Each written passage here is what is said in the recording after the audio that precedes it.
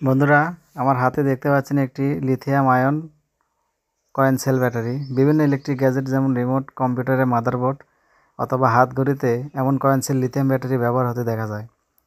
ব্যাটারিগুলো lithium হওয়ার কারণে একটু দামি এবং দীর্ঘস্থায়ী হয়ে থাকে। ব্যাটারিগুলো বিভিন্ন সাইজের হয়ে থাকে, সাইজ ভিন্ন হলেও ভিতরের মেকানিজম সব একই থাকে।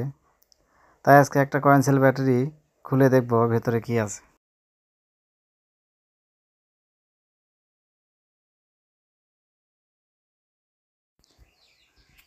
ভিতরে যে নেটের মতো দেখতে সেটা হলো লিথিয়াম আয়ন অ্যানোড। সাধারণত লিথিয়াম মেটাল অক্সাইড দিয়ে তৈরি এবং কালো যে পদার্থ দেখতেছেন সেটা ক্যাথোড, যা ম্যাঙ্গানিজ ডাই অক্সাইড বা কার্বন মনোক্সাইডের মতো উপাদান দিয়ে তৈরি। এর মধ্যে ইলেকট্রন চলাচল করে। আয়নগুলির এই চলাচল ইলেকট্রনের প্রবাহ তৈরি করে, যা আমাদের ডিভাইসগুলোকে শক্তি দেওয়ার জন্য বৈদ্যুতিক শক্তি হিসেবে ব্যবহার করা হয়। বন্ধুরা, ভিডিওটি শেষ পর্যন্ত দেখবেন এবং ভালো লাগলে একটি লাইক করে যাবেন।